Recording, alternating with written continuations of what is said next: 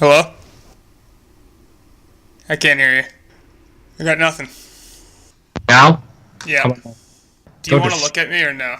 I'd like to see you. Not wearing pants, for the record.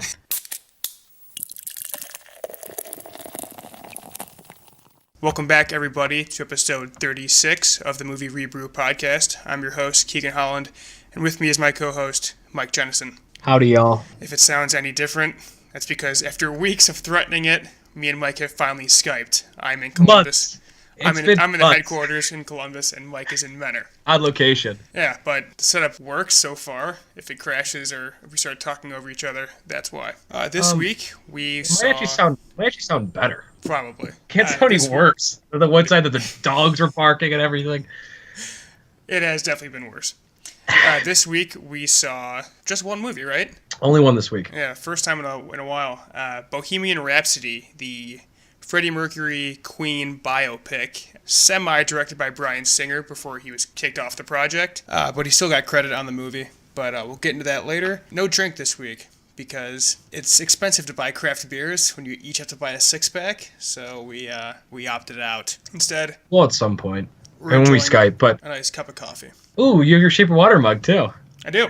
I have a Disney Animal Kingdom mug. Nice. Did you know that you're not supposed to put the Shape of Water mug in the washing machine? Yeah, I've been hand washing it. You've been hand washing? Yeah, mine is getting ruined. Oh, no, Keegan. I know. I had a California mug that I put in the washer. The whole thing just came... Oh, here it is. Yeah, look at this. The whole thing just, ripped off the side. Oh, I kept my head right here. Yeah. Too bad. I actually don't know where my Shape of Water mug is, which is scaring me. Well, you're sitting in your room. Why would it be in there? Because that's where I keep my mugs. My I that's Love New interesting. York mug. Yeah, everyone keeps their mugs as far as away from the kitchen as possible, right? That's a common thing. You're a normal person. So normal. It's also our anniversary. Oh, yeah, that's right. Our 1 year anniversary. 36 episodes in 52 weeks. That's actually better than I thought we were. It's not bad. No, it's not bad. I mean, we had 2 terrible stretches in the summer. Yeah, But, out of the country and sick and a bunch of other stuff. yeah. But, Keegan, what was your favorite episode we did? Out of the 35, which one sticks out as your favorite? Oh, wow. Maybe the Christmas episode? See, I was going to say Christmas episode or the graduation episode. I would definitely not pick the graduation episode. I hate that episode. It is garbage, but it was so much fun to record. Yeah. I enjoyed the one with Jacob, Ready Player One. That's still my favorite beer we've had. The 8-bit? 8-bit, yeah. Another great one was our awards one. Yes, Our that's a top good one, top too. movies of the year. Yeah. Yeah, came down to the last vote, but I'm gonna go with graduation when Keegan passed out for the last 20 minutes. That's fair. And me and Cody screamed at the mic on top of our lugs. It was funny. That's nothing out of the ordinary for you two. No, not at all. And what was your least favorite movie? We reviewed Scenes from the Orient Express. Not the name. It's not the name at all. Murder from the Orient. Murder, yeah. No, my least favorite is probably Phantom Thread. The Phantom Thread. Wow, I mean, the most boring. I think that was a solo one. We only did that movie. We did. That was tough. Yeah. I remember we watched it with Ryan. I watched it with Ryan in theaters. Thinking he'd be on the pod, and he's like, I don't really want to be on that. Yeah, that's unfortunate. All right, but yeah. We did a year. Pretty proud of us. Yeah, stuck with it. Thank you to all our fans. Yep. Our, 70 fans? 70 followers. Probably 100 fans. 20 consistent listeners, if that. Mostly family members and loved ones. Yes. We don't have any loved ones, but family members for sure. Some people love us, I'm sure. All right, Mike. Once again, you are in charge of the news. What do we got? Good evening. I'm Will McAvoy. I'm Evan Baxter, and here's what's making news. Good evening. I'm Ron Burgundy, and this is what's happening in your world tonight. Pretty slow news week here, but there's a couple interesting stories that stuck out. Ridley Scott he says he's going to do Gladiator 2. They actually hired a screenplay writer. Now, Ridley Scott is known for saying he's going to do movies and then just never doing them. That's my guy. But that's your guy. He was supposed to do Alien 5, Blade Runner 2, Dune, I Am Legend. All of those he didn't do. Another director did those, and this might be another one of them. But the fact that they at least hired a screenplay writer who did Hunger Games, Mockingjay Part 1 and 2 were his most notable movies. I thought it was someone more impressive. Never mind. No. Also doing the Top Gun sequel. Peter Craig is the guy that they hired to do the second one. I'd be cool with the Gladiator 2. I'm fine with that. Have you seen Gladiator 1? I've seen Gladiator 1. Okay. It's been a while, but I've seen Gladiator. Is it gonna be? I don't know how much is out there about this, but is it like Russell Crowe, like Maximus is back, or is it a new? No. It's the proposed sequel would tell the decades later story of Lucas Verras, the son of Lucilla and the nephew of Emperor Commodus, which is played in the film respectively by Spencer Treat Clark, Connie Nelson, and Joaquin Phoenix. Yeah, I don't care about this at all. So it's about it's pretty much the kids. Yeah. No, I don't Not a fan. You're a fan. That's interesting. I'm intrigued.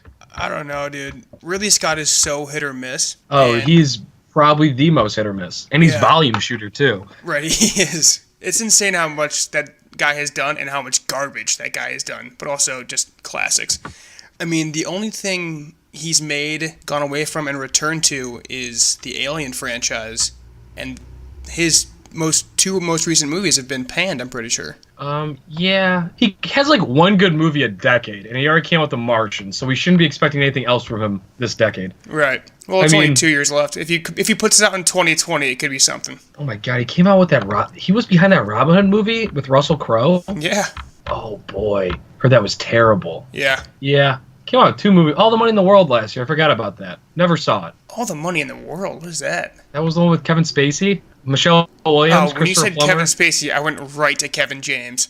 Kevin Spacey. I don't. Oh yes, yeah. When they reshot with Plummer. Right. I forgot I did that. I guess that was good. I never saw that. But yeah, I know. It probably won't be anything, but I'm intrigued. It's something. Keep an eye out for it. It won't get made. Is there a release date for that? No, they just hired a screenplay writer. Okay. Here's something that's going to make you sad. The Boba Fett spinoff is officially dead. Why would I be sad about that? I thought you were all about Boba Fett, no? Well, we're getting The Mandalorian from Favreau, so I think that'll scratch my itch, and it'll be a new character, so I'm more excited about that than Boba Fett. So you were actually opposed to the Boba Fett movie getting made? I'm sure my opinion probably changed once Favreau decided to do his thing, but in the moment, I'm happy it's done, because they're still so stuck in that era. So yeah, and yeah, even in the article I read, it said like there's a chance you might still see Boba Fett in that movie, in that TV show. Yeah, and at least Ray reference too. That's probably better fitting than because he's a blank slate though, so that was interesting to see what they could do with him. But yeah, it seems like they're really cutting back after the Solo movie, all that stuff, which is probably for the best. Yes, for sure. So did you see the Avatar names? They announced the 4 movies. Yeah, none of them do anything. Are you ready Only for one them? of them is in English. Avatar, The Way of the Water, Avatar, The Seed Bearer, Avatar, The Tolkien Rider, Avatar, The Quest for Iwa. Yeah, I mean, the last 2 don't mean anything to me. Actually, all 4 of them mean nothing to me. If they're references to things in the first one, no one's going to remember, because no one cares about those movies. Yeah. And people are saying, like, oh, those won't come out. They're all being shot right now. Like, they're going to come out. 2 and 3 are done. They finished recording them, like, last week. Right. It's coming out next Christmas, 2019. Like, it's actually coming. Production on, like, even if those movies do absolute shithouse, which they very well could, or they'll do gangbusters again, inexplicably. I don't know. James Cameron is a witch. 3 and 4 are getting made, like, later this year, I think. Like, they're going into production, like, soon. No, yeah, you're definitely right. So they won't even be able to pull the plug on it. It's too late. Right. Yeah, it's too late. Yeah, like we've talked about it before, that no one can remember what happens in Avatar. Nope. Or no one really cares, and no one's ever gone back to see them, and it's 3 hours long, and these will probably all be 3+ 2, and they're going to cost, I don't know, probably over $1 billion to make all 4 of them. Yeah. But James Cameron always hits, so don't doubt him. No, you can't. You can't. He has the greatest track record of anyone. Yeah. I mean, he's the opposite of Ridley Scott. A movie comes out with 1 movie a decade, and it always delivers. Yeah, it's insane. And they both did Alien. Well, how about that? Yep. The Nutcracker and the Four Realms tanked at the box office. Surprise, surprise. Dude, I didn't even know it came out this week. Like, I walked into AMC the other day, and in the number 1 theater, in the IMAX one, it said The Nutcracker. I'm like, oh, they doing like the old one before the new one comes out or whatever? It's like, nope, that's actually the new one. And yeah, dude, I didn't see a single commercial for it for the last month. Yeah, and like they were showing trailers for this before I saw... What Disney movie came out last? What animated Disney movie came out last Christmas? Not Moana. Regardless. Coco? Oh, Coco. Yeah, before Yeah. Coco, they were showing trailers for this, and all of a sudden, I haven't seen a trailer for this in about 6 months. It looked terrible every time I saw a trailer It for looks it. so bad. Yeah, and I don't think anyone cared to see it. It only made $20 million. It has a $125 million budget.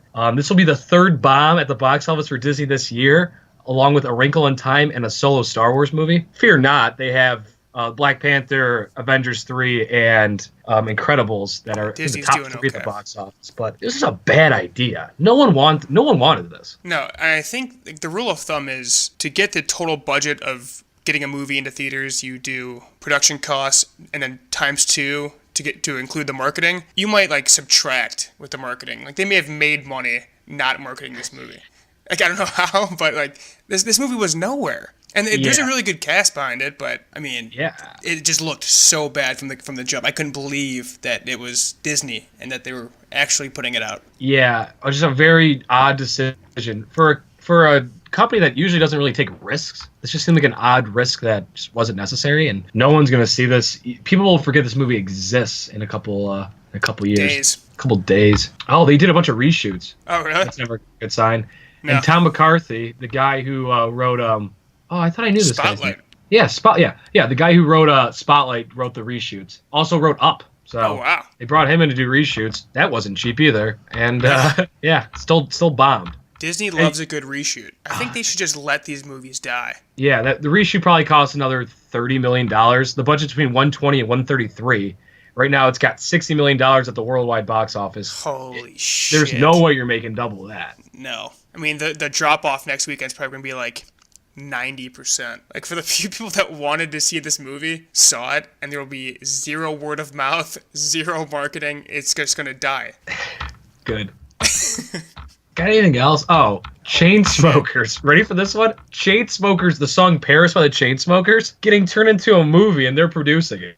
I just thought it was ridiculous. That I don't know how you adapted Chainsmokers songs into a movie. Yeah, don't those songs usually go, like, single verse and then refrain for the next 3 minutes? We were staying in Paris to get away from your parents, and I thought, wow, if I could take this in a shot right now, I don't think that we could work this out on the terrace. I don't know if it's fair, but I thought, how could I let you fall by yourself while I'm wasted with someone else? So this seems like a pretty generic movie in Paris. Love story in Paris. Yeah, troubled couple in Paris. Yeah, okay.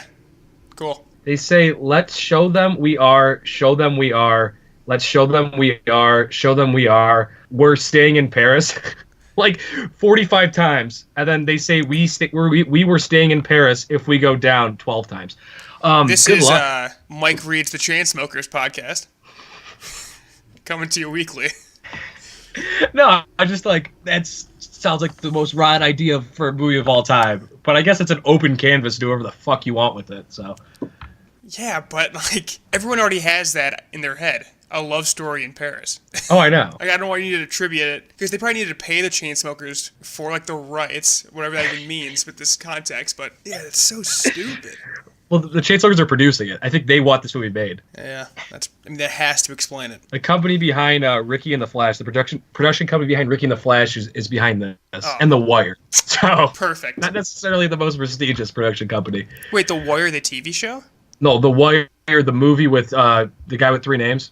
Jackie Earle Haley, Haley Joel Osment, Daniel Day-Lewis, Justin Gordon-Levitt. Joseph Gordon-Levitt. And there's no way that movie's called The Wire on second thought. Man on Wire. Man on Wire, yeah. He'll behind that. So like not the most. Oh, who did Back to the Future? Zemeckis did Man on Wire. Oh, but Zemeckis is behind it. The production company is. Okay. I hope Zemeckis is behind this. I mean, he's kind of hitting this too, though. Oh, he's been brutal in the last 20 years. Didn't we say, like, when's the last good Zemeckis movie? Then the Zemeckis movie came out and it sucked. Oh, that Brad Pitt and Marion Cotillard one. I didn't see it, but I think that one was okay. No one saw that. But yeah, I guess, was it called Fury? No, that was the David Ayer movie. No, I want me rattling off three people names right there. I'm hot, baby. Got trivia tonight. I'm hot. Oh, we got trivia tonight. I'm jealous. Welcome to Marwen, that Steve Carell movie. Yes. Coming out. Oh, actually, that's really good. Zemeckis is directing. I didn't know that. Yeah, I knew that. And he wrote it. Cool. That makes you a little more excited for it. And Yeah. Janelle Monáe's in it. I know Wow. she is. There's a really good female cast in that movie, and then plus Carell. Leslie Mann. Isaac Yeah. Gonzalez from Baby Driver. Oh, wow. So that's cool. And then my last bit of news, I just think it's a fun fact. Not really a fun fact, but Tyler Perry announces 2019 will be the end of Medea. Thank God. No! We have to go back. Yeah. I'm cool with that. Haven't seen a single one of them, so I probably shouldn't comment one way or the other, but They do great, but they get panned by critics. I don't think those movies are for me. I don't think they are either. They do always do really well, though, which is surprising. They do. People love Tyler Perry. I don't know who. They do. People love Tyler Perry. Good for him. He knows his audience. Yeah. I feel like 4 of those come out a year. Yeah. All right. That's it for news. Unless I you got got one something. thing. Okay. The producer behind, or maybe creator of Illumination and producer of the Minions movies and Despicable Me is rebooting Shrek and Puss in Boots. Now, I didn't read too far into it, so I don't know if Illumination is making the movies or if he is producing them for DreamWorks. But how do you feel about that? And he wants to bring the entire original cast back. So I don't know why this isn't a Shrek 5 or a Puss in Boots 2, but what do you think? I don't like the concept of a reboot. I think you might as well just do Shrek 5, right? Right. At this point? Because I think Hasn't been that 4 long. was pretty standalone. It was like Rumpelstiltskin or something. I've only seen 1 and 2. Okay. I mean, they fall off pretty hard. Also, Shrek has become a meme, so I think if you just like made a movie, it'll make $1 billion pretty easily. Yeah, people love Shrek. They do. Shrek's kind of gone down, though, I feel like, public opinion. I feel like people think it's not that good of a movie anymore. But people do love No, Shrek. I think it's done a complete 180. Like, I think it's like very much in the public conscience right now. Like, if there were the one to come out tomorrow, it would beat Avatar's box office record. Yeah, I mean, people love Shrek. Our age people love Shrek. Yeah. Like, I would see Shrek if a new Shrek came out, I guess. I watched the first one a couple months ago. Holds up. Oh, for sure holds up. That humor's funny. I heard it's a little... It's fart humor. Oh, maybe not. I mean, it still gets me going. What doesn't get you going, though? Exactly. Is Fiona Bay? No.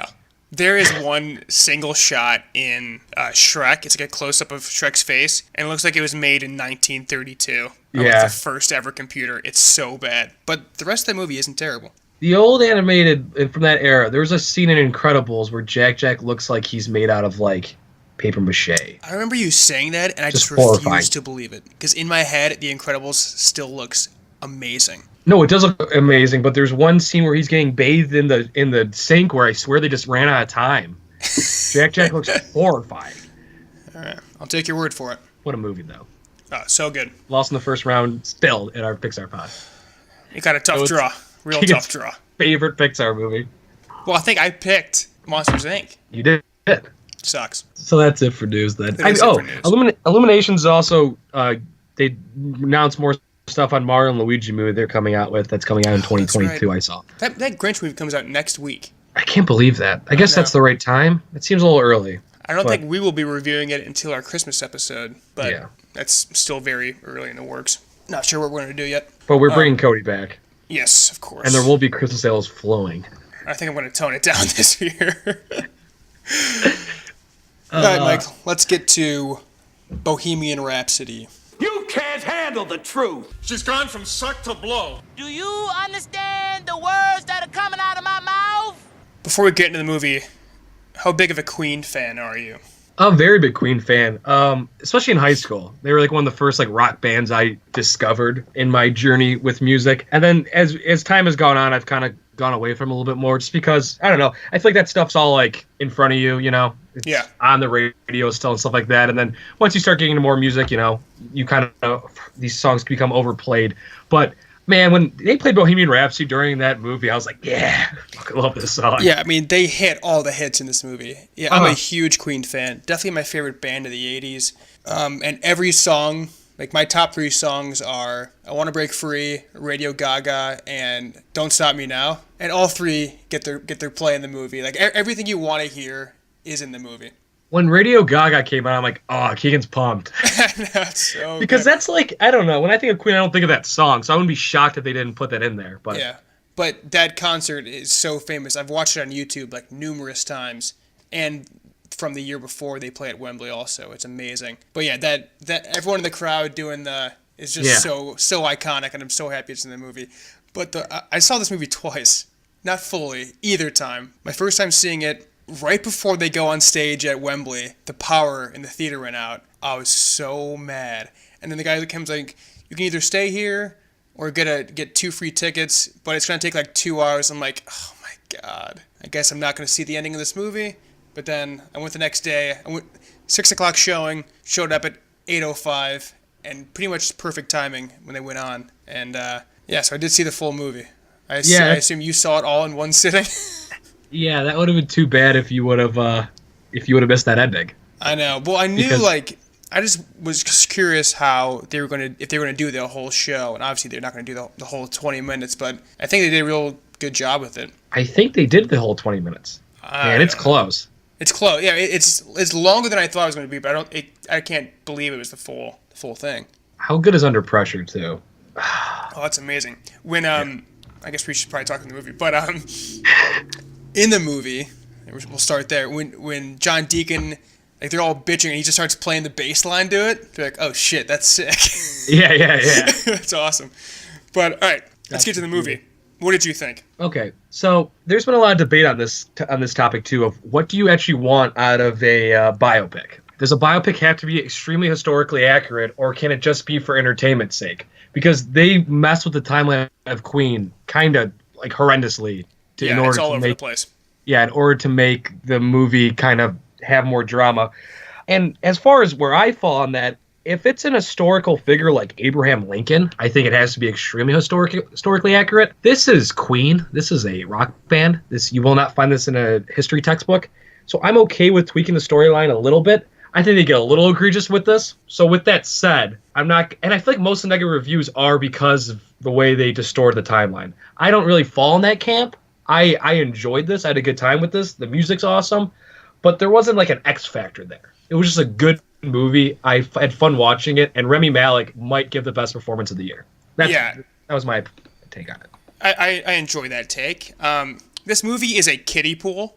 It's so fucking shallow. Like you said, they rearranged the timeline to give it more drama, but there really isn't much drama. Like they teeter with it a little bit, but it's not. Them shoehorning in Jim Hutton at the very end, I'm like where the fuck has this guy been? Like what? Yeah, that's unbelievable. But there's no real drama. I'm gonna use your favorite word. It's a joyride. I mean, it is a joyride. But I can listen to Queen all day and never get sick of them. And then throw in they nail the casting of every band member. But oh my especially God. Rami Malek. Rami Malek's amazing in this movie. No, especially the bass player. Yeah, John Deacon, like it's the same guy. And I love how, like, when you think of Queen, you think Freddie Mercury, and then Brian May, and then Roger Taylor, and then a deep fourth is John Deacon, and they kind of like joke about that throughout the movie. Like Deacon just gives funny looks, and like he just gets like no. He's in credit. The basement in the one scene. He's giving the basement room in one scene. They're always kind of playing up on that. But yeah, dude, the guy that's playing Brian May is identical. Roger Taylor is probably the weakest of them, but Roger Taylor is a smoke show, and this guy is so handsome. If I come out as bisexual, and this is the podcast where it happens.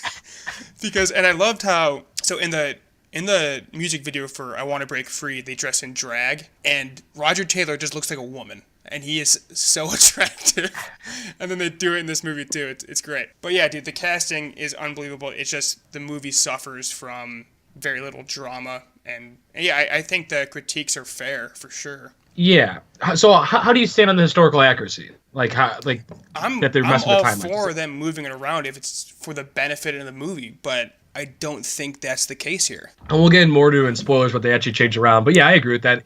It's just, I mean, this is obviously made for a wider audience, and it seemed like they were just kind of going for box office here instead of making like a more of an artsy movie, which is fine. It's Queen at the end of the day, a very mainstream band. So I'm not mad I saw this by any stretch of the imagination. I really enjoyed it. Yeah, I enjoyed watching it. I just think Roger Taylor and Brian May were probably a little too close to it. because they executive produced it. Like they were there through Yeah. everything. They didn't want to tarnish Freddie's legacy, which I understand. He was a dear friend to them. But at the end of the day, this should have been a very sad ending to a movie. The way Freddie Mercury goes out is pretty brutal, but you don't even see any of that. It ends after Live Aid, which is a cool high. It was a cool scene, but you don't really get into him having HIV and AIDS at all. I was okay with that though, just because if you want to see an AIDS movie, go watch Philadelphia. I don't need to watch. I don't need to watch Freddie Mercury die on the screen in front of me. I don't know. I just think that was such a huge part of his life, and I feel like it was just kind of skipped over. It certainly was. It really wasn't addressed. Did you think another controversy around this movie is that his sexuality really wasn't addressed in this movie? No. I thought it was enough. I don't know. It's like kind of sprinkled in randomly, but I don't know. So you wanted more? They never went super hard either way. I mean, it's definitely established that he's gay, but yeah, I mean, there's no I don't know. I was cool with it. Again, wide audience. Yeah, wide audience. Yeah. It totally accomplished its job, but I think it could have been so much more. Well, that's true. If this was, I mean, it could have been ridiculous. It could have been basically Call Me by Your Name mixed with Philadelphia, starring Freddie Mercury. It really could have easily Queen been music. that. Give With me Queen that music. movie. And I think that's why people are upset, because there's so much there. Yeah. His life is incredible. He's a fascinating human being, and it's a very glossed over look at Freddie Mercury. Yeah. Which is where the majority of the critique of this movie comes from. Should we get into spoilers? Yeah. Are there spoilers here? We'll score. Yeah. I'm going to give this a 7.3. Okay. Yeah, I'm a 7.0. Okay. Would recommend it to everyone. I'll see it again for sure. I don't think I'll see this movie again. Really? I don't think I'll go out of my way to see it, but I can see this being like a on TV all the time kind of movie. That's And true. I'll turn it on and you can start this movie at any point and you'll get the exact same amount of satisfaction out of it, like regardless. If I'm walking into a room and someone has it on, I'm turning around going, oh, Bohemian Rhapsody, cool, and I'm sitting down in a chair and probably watching it then. Yeah. This is a great, just having a beer, casual conversation, and this movie's on in the background. Yeah. Because there's really Your many conversation throwaway is just scenes, scored by Queen, so. which is never a bad thing. All right. So I want to do a new thing I brought up to Keegan earlier. We're going to do our favorite scene and our least favorite scene from this movie. And I wish you would have told me this before I saw the movie so I could have one picked out. So I'm just going to pick a random-ass one for both, but go ahead, Mike. Okay. My least favorite scene is when Freddie Mercury leads back in his bed, Rami Malek leads back in his bed, and starts playing the opening of Bohemian Rhapsody. I'll come back later, he basically says. I want to throw up. My least favorite scene. I don't know. I'll go with favorite. I like them doing their experiments for the Night at the Opera for that album. Them just doing random shit and just it's showing how different of a band they were and how ahead of the time they were. They put quarters on the drums and start banging it. They're just doing dumb shit. They're just making Roger Taylor scream Galileo as high as he can. Payton had concerns, our buddy Payton, that this would very much, based on the trailers, it basically made it seem like Freddie was the genius behind all of this, but he was like, no, all of them were weird and out there and experimental. But in the movie, they actually show how each of them contributed to the sound of the band. It wasn't just Freddie Mercury. That's addressed, numerous times. They did a good job with that. Yeah. And that probably helps having. That's probably the benefit of having Roger Taylor and Brian May there. Yeah, because the only really solo song where it seems like it's Freddie's Bohemian Rhapsody, and everything else kind of seems like it was a collective group. But even Bohemian Rhapsody, Brian May did the guitar solo. They make a big deal about that, him coming up with that and stuff. So yeah, my favorite scene was the whole Bohemian Rhapsody scene. I thought that was just really cool. Just it's kind of like what you said, just seeing them experiment and stuff like that. Yeah, hitting those highs and stuff. It was funny. Also, I liked how when they showed it first time in the production studio. The radio station, and they showed all the reviews. Did you like that? I like that. Oh yeah. I like the that's very the one stylistic reviews. moment of the movie. Yeah, I liked it. Also, the person that plays Mary, Lucy Boynton, she is from Sing Street. She's the girl from Sing Street. Oh my God! I knew she looked familiar. Wow. Yeah. What a beautiful female. Yeah. If I'm gonna go, gorgeous. If I'm gonna go with least favorite, I guess any scene involving Jim, because he was never established. Actually, no, least favorite is definitely when he brings Jim to meet his parents. Oh my God! Because that scene could have been so good where, like, he finally gets his dad approval. He says goodbye to his parents. And it kind of seems like it's because he dies 6 years later. But in the movie, he's saying goodbye to his parents. But, oh my God, Jim's my friend. And they don't tell you that he's with Jim for another 6 years because the movie ends. But Jim's just like this random guy he picks up at a party 5 years prior and then randomly meets up with again. So bad. Zero out of time. I hated that scene so much. That's my scene too. Oh, I was cringing. Oh my God. It's horrible. It's horrible. There's so many things wrong with that scene. Looks like whoever's the dad playing the actor doesn't even care to be in that scene either. Like, he knows the script's bad for this scene. Yeah, it's a tough scene. All right, so about the tweaked timeline, you just kind of brought it up. So Live Aid happens in 1985. Freddie Mercury gets diagnosed with AIDS in 1987, and Freddie Mercury dies of AIDS in 1991.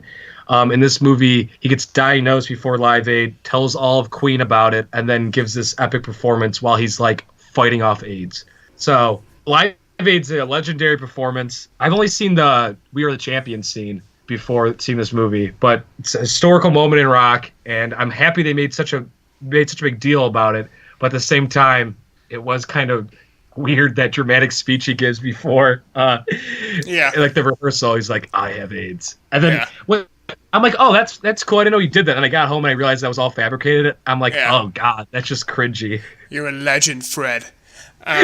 We're all legends. Yeah, that was dumb. But I did like how they showed him, he didn't want to be the poster boy for AIDS. He just wanted to kind of die, at least at the end of his life. Like, he told the world that he had AIDS and then died literally 24 hours later. So, like, yeah, he really did not want to be, like, this figurehead for the movement, which, I don't know, you probably could have done some more stuff, Freddie, if you were more open about it, but he has a foundation. Yeah, Queen started the foundation in his name. Yeah. That was nice. Was that brought up in the movie? Mm-mm. Should have been brought up at the end.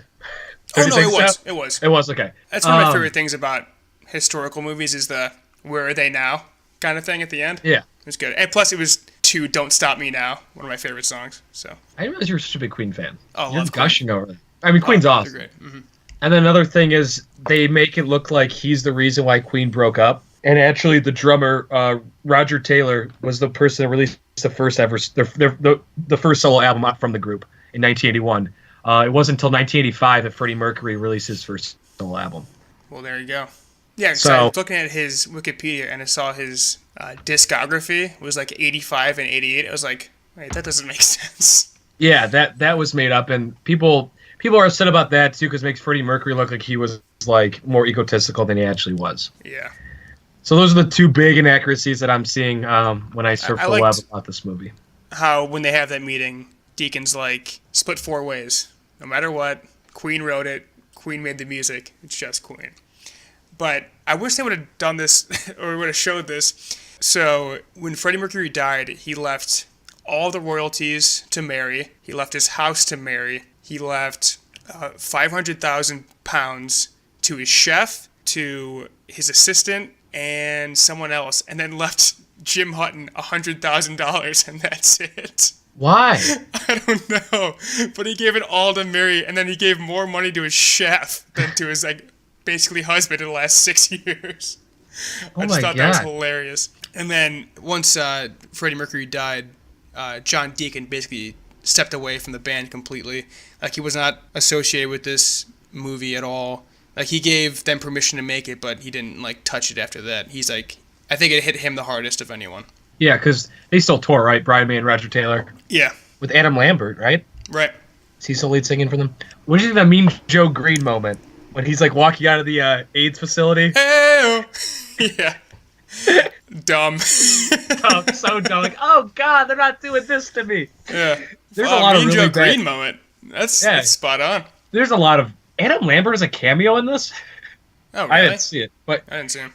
There's a lot of tough moments in this movie. But another tough moment for me was the inclusion of Mike Myers. Who's Mike Myers playing? He's playing the initial record guy. The one that gets the rock thrown the window? Yeah. Oh, that's him? That's Mike Myers. And basically the only reason he's in the movie is because he has the line, "No teenagers will ever roll their windows down and blare this song. Hint, hint, nudge, nudge. Wayne's World. That's the only reason he's in this movie. Oh, really? Yeah. Oh, But you didn't even know that it was him, so maybe it didn't work so well. I saw and Mike Myers, and I'm like, hell yeah. And then Shrek, baby! And then I realized I didn't see it for this movie. Also, I thought it was Tom Holland, not Tom Hollander. And I'm like, I know Tom Holland's in this movie. Let's go. Yeah. And Which I one's was looking Tom Hollander? Queen, the lawyer, Oh, Jim Miami. Beach. Miami Beach. That guy.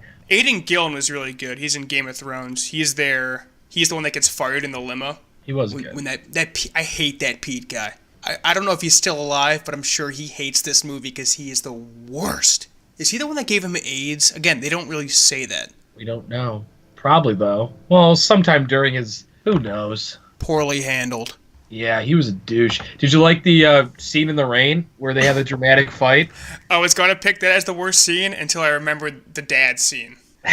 But yeah. I mean, how many like just generic like scenes are there in this movie? Oh, so many. And dude, Mary is literally in Munich for about 45 minutes? Yeah, there's no way that happened. No. Like, Maybe she took a solo vacation. I don't know. brutal. Did you know Sacha Baron Cohen was originally attached to this? Yeah. And I guess I can't picture this, but he looks exactly like Freddie Mercury. He does. Maybe in costume. I mean, Remy Malek looks great. When he has the aviators on, it's the tell. same person. You can't tell at all. He's phenomenal in this. I think he's gonna get a nomination. Yeah, it seems like a lock. People are dogging him because he didn't sing. He was lip syncing. It's literally the greatest voice in rock and roll history. Like, what do you expect the guy to do? There was no way Remy Malek could sing. No. What would you want from him? Yeah, there's just no way. Yeah, that's dumb. I hate that take. I mean, did Walking Penis do Johnny Cash? Yes, he did. He did. But like, it's a more Johnny imitatable voice. I walked the line. Yeah, exactly. But yeah, this is not attainable. If you get someone that sounds like Freddie Mercury, he probably can't act. I don't think anyone sounds like Freddie Mercury. Adam Lambert. What if they got Adam Lambert to be Freddie Mercury? That would be awesome. Not at all. Ugh, this coffee's terrible. My coffee's good. What are you drinking? I'm drinking, I don't know, a generic Green Hill, whatever, Green Mountain Valley Nice. Cup of Joe. It's a medium roast. Do you want to get into the Bryan Singer stuff? You said you were going to talk about that a little bit later. Oh yeah, he during the midst of the Me Too movement, he got accused of assault. I can't even remember. Wasn't good. He was one of the earlier ones. Yeah, he was an early one. Plus, Remy Malek and him are butting heads creatively over the movie, so it was kind of a win-win for Fox to get rid of him. But in Hollywood, if you film 51% or more of the movie, then you get credit on it. So he still gets credit. I can't remember who came in to finish it, though. Either can I. Yeah, it's part of a union. They couldn't change that, so get over it. Dexter Fletcher. That sounds so familiar. Did Eddie the Eagle. Never saw it. Never saw it either. People like it. Yeah, there's a shot in Cleveland. I'm convinced. Is that? Oh yeah, there is. I'm convinced during that like montage when they say "I love you, Denver," "I love you, Cleveland," they're in the same on the same stage the entire time. Like I don't think it changes. It all even looks like the shots identical. of the crowd are like the same. Yeah. So did you like the Band-Aid scene though? Not Band-Aid. The Live was Aid? that festival? Live Aid. Did you like the Live Aid scene? Yeah, I thought it was really cool. Do you think it needed to be that long? I don't think I needed the whole entire thing. No, I didn't either. I was just happy they Radio Gaga it. And I thought they were gonna cut it right there. But then they kept going. I was like, oh, I mean, more Queen music, more good acting. Yeah. He's doing all the things. So Yeah. I was good with it. I didn't like how they kept showing Jim like being like starstruck. You watched the video on YouTube and you were just fucking captivated by this guy. Like you still get it 20 or 30 years later through a screen, but showing Jim in shock and awe is like, okay, all right. I get maybe Mary. What else? During that scene, Mary's like amazed, and she grabs like Jim's arm. Grab your husband's arm or something. Like you guys don't even know each other at this point. Not at all. You just met him. Literally just met. God. Yeah, that was. Oh man, everything with Jim was so terrible. Just awful. I thought it was Rob Delaney playing Jim Hutton. It wasn't, but like could have been. It could have been. I love the accents. I'm sure you did too. There's some really good Irish accents in this movie. Yeah, Peter has a great Irish accent. I love when Freddie shows Roger his house. He turns around and goes, "What do you think?" It's definitely gayer. when he has the short hair and the mustache. Yeah, that was funny. Oh, literally, the power went out when they're sitting in the van or in like the van before the Live Aid, and Freddie goes, "What do you guys think of David?" And Brian's like, "I think he's a nice guy." And then Freddie goes, "I think he's gay." The power went out literally right after that line. I was like, "Oh, is this on purpose?" Are they just gonna appear on stage right now? But then it was dark for like 15 seconds. I was like, "Oh no, I'm gonna get murdered here." So, complete power out. So it was dark as night in there? Dark as night. Is that kind of scary? Yeah, I thought someone cut the power and was about to just blow us all away. 2018 America, I was nervous for my life. I would have been too. Wow, that's... Anything else to say, Mike? I can almost talk about this movie all day for whatever reason. There's a lot there. Like, I had a smile on my face the entire time, and then I walked into the theater the second time just pissed. So mad. The second I sat down, I was smiling again. Yeah. I mean, definitely an entertaining scene. The whole thing's entertaining. It's a joyride. But how about the scene where he goes, "We're going to punch a hole through the stadium. Wembley doesn't have a roof. They put in Wembley a year before that. We'll punch a hole through the sky." Yeah. I was like, oh, no. Yeah. And Wembley is like the biggest stadium in England. So he knows what Wembley is. Yeah. God. Or maybe he's just clueless Freddie Mercury. I don't know. All right. I guess I'm done. Go see it. Go see it. There's no reason not to. Could have been better. Sure. In better hands. Yeah. In Brian better Singer hands, further removed from the actual members of Queen, this could have been better. That's why it's hard to do biopics when people are still alive. Yeah. Do you think Brian Singer was the right guy for this? I don't think so at all. I don't know why they got him. I mean, he did The Usual Suspects, and then for the 20 years since has just done, like, X-Men movies. I'm not sure why he was the guy, but probably get someone British. British, yeah. This movie was so built up, too. I've been waiting for this movie for, like, 3 years. Dude, I think the teaser trailer for this movie might be my favorite trailer of all time. No joke. I've probably seen it 50 times. Really? Yeah, I would just, like, watch it randomly because I loved it so much. Oh, wow. Yeah. Does Rami Malek get nominated for Academy Award? I mean, it's early as shit, but I like his chances. He's definitely going to get a Globe. That's for damn sure. Definitely getting a Globe. Is this count as a musical? They would. The Globes would do this, but not... It definitely but not give it to A Star Is Born. That'd be such a Globe move. Wait, so why was... I guess we're done with Bohemian Rhapsody. Why is it already considered a drama? Like, it's already been nominated as a drama? The Globes, like, came out and announced what everything was competing under. And they're like, yeah, Star Is Born is a drama, not a musical. So, has this been announced yet for what it's competing under? Probably. It might be hard to find, though. But, like, 2 years ago, Sing Street, musical.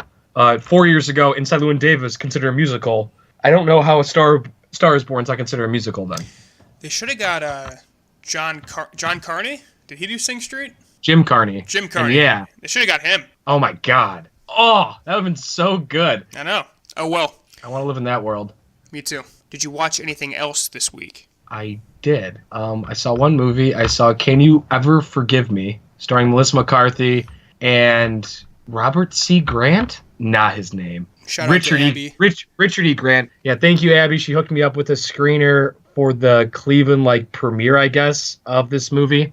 She works for Fox Searchlight, so it was pretty cool. Some of the press was there, and it was also kind of open to the public. I'm not really quite sure exactly what went down there, but it was like the thing. Oh, you didn't go to I Love Dogs, did you? With me? No. Yeah, so it was probably a similar thing where like the press had a little section boxed off, and then you could just sign up to go to Fox Searchlight screenings. Okay, yeah, so that's what it was like. But I was actually down there with the press. Yeah, you heard your name on the on the chair. It was cool, yeah. It was really enjoyable. And the movie itself is really good. I don't like Melissa McCarthy. I was gonna say rumors of her getting an Oscar nom. Yeah, I went to Gold Derby to see exactly like how well this movie is going to do once it come Academy Award time. Right now, she's getting a nomination. Richard E. Grant's getting a supporting nom, and it's getting an original screenplay nom. Wow. And Richard E. Grant is awesome in this. Like, he deserves a nom. I can't even picture Richard E. Grant. You're gonna know him when you see him. He's in Logan. What? I don't know who he plays in Logan, but yeah, it's a very traditional style movie. Like it feels like it was made in the '90s. Has a plot and it's kind of a linear timeline, which is totally fine. You could make movies like that, and I feel like modern day movies almost get so caught up in how they're telling the story and the timeline that they kind of get away from actually telling a good story. And this is just a really great, true original story. It's Lee Israel. She was an author, and she like plagiarizes notes in order to make money, and it's just wildly entertaining, kind of funny, and just a really good, true original story. A really good, true story. I looked up, and it seemed like most of the stuff was accurate, so I recommend it. I think it will play better for like an older crowd, but yeah, it comes out I think wide in a couple weeks, and yeah, go see it. It'll get some love come Academy Award time, it seems like, too, so. Yeah, I'm looking forward to it. I don't like her at all, but if you say she's going to be good, I'm very intrigued. Logan, he's in Game of Thrones. He's going to be in the next Star Wars. He was in I don't recognize this guy Nutcracker. at all. He was in Nutcracker. The movie that just came out. This is going to be like Eddie Murphy with Dreamgirls, where he had Dreamgirls and Norbert come out in the same year. And that makes sense. It killed his chance of winning the Academy Award. He probably should have won for Dreamgirls, but that movie just was so bad, they just like, nah, you don't deserve it. Can't do it this year. The only movie I've ever left during the middle of it was Tammy at a drive-in theater. It was so bad I had to leave it. I imagine. Not the biggest fan of Melissa McCarthy, but, you know, it's good. Very good. Oh, if I'm giving it a score, I'm giving it an 8 out of 10. Solid. I'd recommend it. Like I said, thumbs up. Would I watch it again? Probably not. I don't know. I mean, wouldn't go my way, but... I've been getting through Daredevil, not quite finished. Should be by next week. Still watching Better Call Saul, but any free time I've had, I've been playing Red Dead, which hasn't been much as of late, but the movie is so... The movie, jeez. It could be a movie. The game is so well written and so well voice acted, it could be on screen easily. It's beautiful, but fuck, man, it is hard to control. The controls are a disaster, in my opinion. Oh, yeah? Yeah, I'm like 6 hours in, and I'm constantly staring at the controller and screen to try to figure out what I'm supposed to be doing. It's so bad. But that's not good. No. But, I mean, maybe if I start getting in a groove of playing it more often, I'll just be able to figure it out. But the left trigger aims, looks at people, like, gives you an options menu to pick things up and stuff. It's so complicated. And the game itself, it's trying so hard to be realistic. Like, you can't change your clothes when you're moving. If you don't put something on your horse, you don't have it later. You need to eat. You need to sleep. When you skin a horse, you actually skin an animal. You actually, like, watch yourself skin it. It's almost gone too far in the realistic way, where it's like, when you go to the store, you need to pick things up and, like, actually buy it. So it's cool, but, like, in the first 2 hours, but then it's like, all right, can I just get a menu and just buy all the shit I need? I don't want to pick up individual cans of soup anymore. But I applaud Rockstar for going for it. It's just, after a certain point, it just gets annoying. But wow, that sounds... I sound like I'm bitching about the game. The game's unbelievable, but it has these little things that are just pissing me off so much about it. And, like, so you don't like it... Sorry. Go ahead. No, go ahead. You don't like it as much as you thought you were going to? I wouldn't even say that. I don't think these things are hindering what the game is trying to do, but just personally, I just can't quite grasp it yet. I'm sure all of these will go away, I think, but... And also, in Red Dead 1, I just feel like such a badass. Like, I'm just, like, popping people left and right. But in this game, I feel like I have to actually aim, which sounds like it's such a ridiculous complaint, but I don't know. It's just very different. It wasn't what I expected, I guess. But I think, like I said, I'll get more and more used to it, and I'll like it more. But I still do like it a lot. If I'm going to watch anything this week... Oh, we're doing a rewind of The Girl with the Dragon Tattoo, David Fincher's version. There is a Swedish version, but we're going to do David Fincher's. That movie comes out, or The Girl in the Spider's Web comes out Friday, so we'll get that up in a couple days. Oh, our buddy Anthony recommended, it's on Hulu, it's called Ghost Stories, starring Martin Freeman. It's a horror movie, but it's not, like, jump scare heavy, just according to Carlo. So I'll try to watch that this week. But other than that, finish Daredevil and keep going on Saul. Ghost Stories? Yeah. Huh. I think it might be a Hulu original. I don't know. Oh, I've also been watching The Good Place. Do you watch The Good Place? No. Start watching The Good Place. No, I know. I want to. You always talk about... Wait, what is this? The Ballad of Buster Scruggs? What is that? It's a Coen Brothers movie. Comes out next week. Wait, what? Starring James Franco? No. What the hell?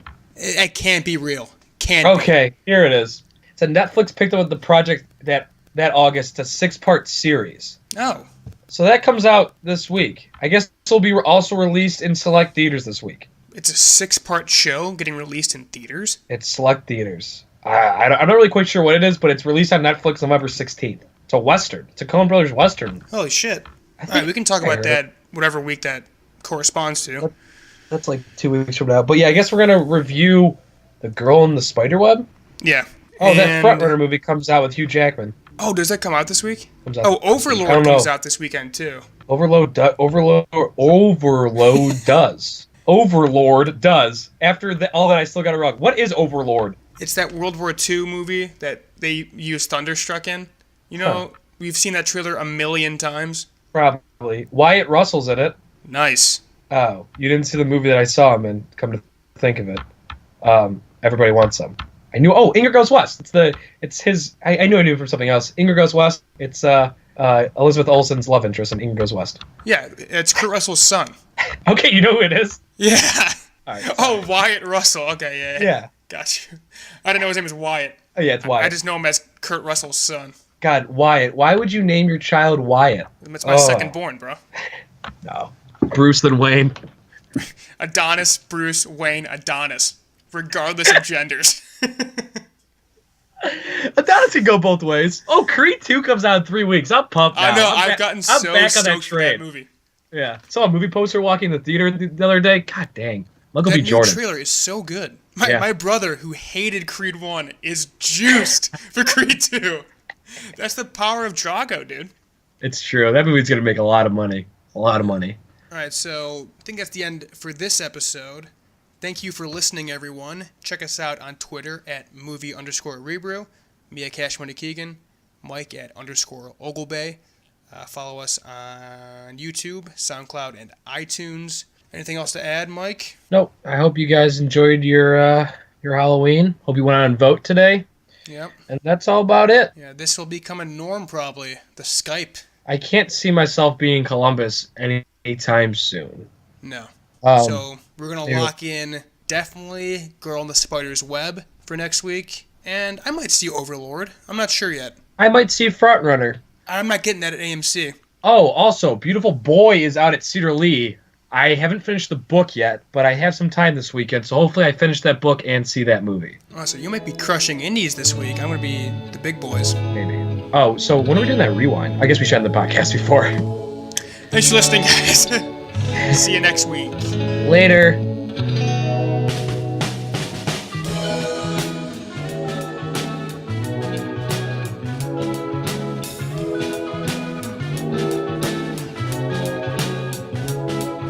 Known you, sometime you exploded. Drop a few lines when I catch you through the static. Irish goodbye, what a classic. Millennial girl in love once a year. When it comes, she disappears. Maybe she'll stay.